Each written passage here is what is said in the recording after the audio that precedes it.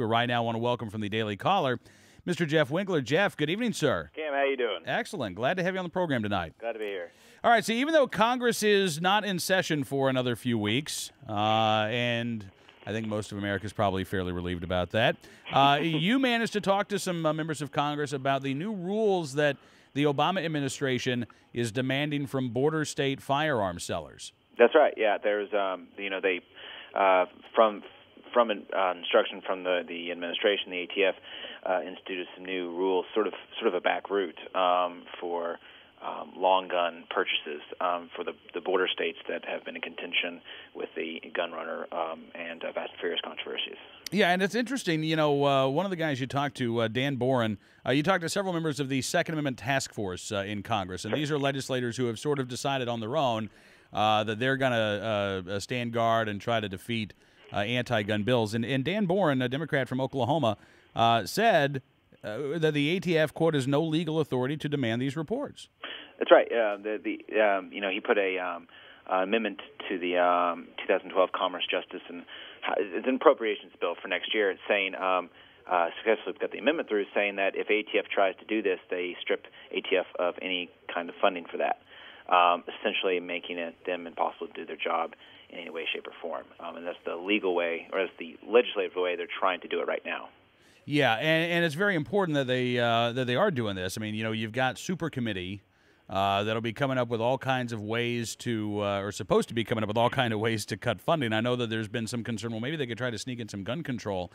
I'm hopeful, Jeff, and perhaps it'll be more likely that there'll be cuts to some of these programs, some of these backdoor efforts by the Obama administration to enact gun control. Yeah, it's going to be pretty difficult. I mean, I had talked to several of the lawmakers on the task force, and they're all pretty. Few of them are very adamant at saying, you have health care, you go through the Congress. You have appropriations, you go through the Congress. This is the Second Amendment, you go through the Congress. You can't just be pulling this willy-nilly. So there's going to be some struggles, and along with the NRA-backed lawsuits, which some of them, even the co-chair, supported. It's going to be it's not going to be an easy way just to sneak in. Somebody's going to be shutting the window. Yeah, and and it is interesting, and I'm glad to see that members of Congress are a little ticked off because this is a power grab from the administration. We've seen a lot of op-eds that say something along the lines of, this is such a minor proposal, I don't understand why people are so ticked off about this. Oh, the NRA is just obstructing and standing in the way of the Obama administration. The administration doesn't have the authority to simply issue these rules. This was the Gun Control Act of 68, the Firearm Owners Protection Act of 86, set the boundaries. And, yes, they can require the multiple reporting of handgun sales, but long gun sales were not included in that, and if they want to change it, they've got to go through Congress. Absolutely. That's what the lawmakers have been saying, especially the Gun Control Act is a big one.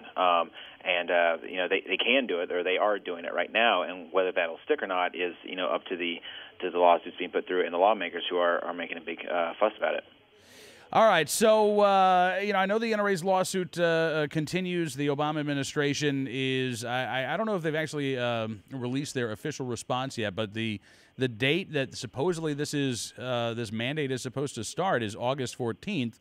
So hopefully we'll see a judge rule on the request for a temporary and permanent injunction before that date. Yeah, it should be interesting. The Justice Eric Holder and the rest of the DOJ is saying they'll vigorously oppose it, but not giving definitions. And then these appropriations have to go through by September. So somebody's got to make a decision. Somebody's got to blink. And it sounds like it's certainly not going to be the task force or the lawsuits. All right, a couple more questions for you, Jeff. I mean, how does Fast and Furious impact this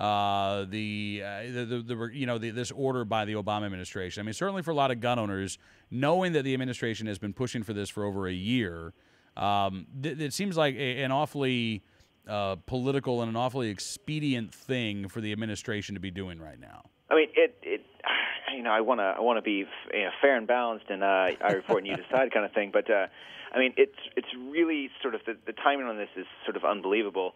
Here are the border states with these huge controversies involving ATF agents, and they're the ones helping track the weapons, helping push through the weapons to the border.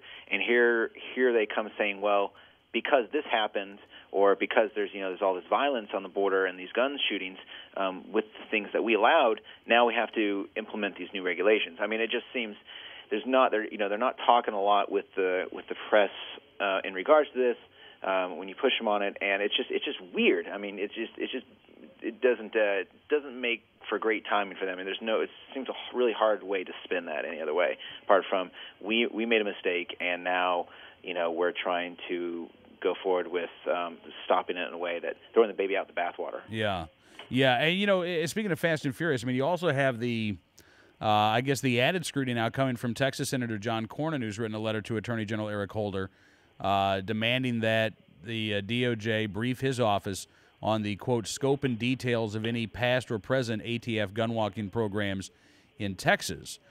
This is really there's been a lot of scuttlebutt, and we've even talked on this program before, Jeff, about some of the stories from the Houston area that certainly bear a great resemblance to the Fast and Furious techniques. But this is really the first time we've seen a Texas lawmaker ask specifically about actions in the Lone Star State.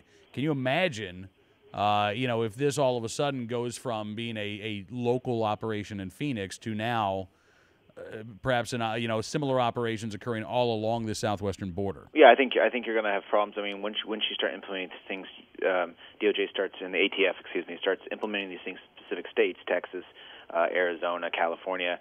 Well, people are going to get pushed back specifically. The lawsuits are state by state plus D.C., and you're going to have lawmakers in those states saying like, well, okay, you want to implement these specific rules for us?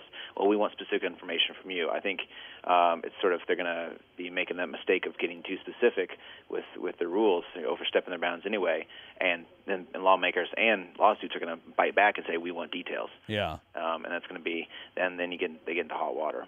Well, I know that when Congress gets back in session, Representative Issa said there are going to be at least 2 more hearings before the end of the year. We'll see, this story just keeps taking some interesting twists and turns, so I guess we'll see what happens when Congress gets back in session. But in the meantime, Jeff, thanks again for coming on the program, and thanks for covering the issue. Cam, I appreciate it. Thank you so much. Jeff Winkler joined us from the Daily Caller here on Cam & Company.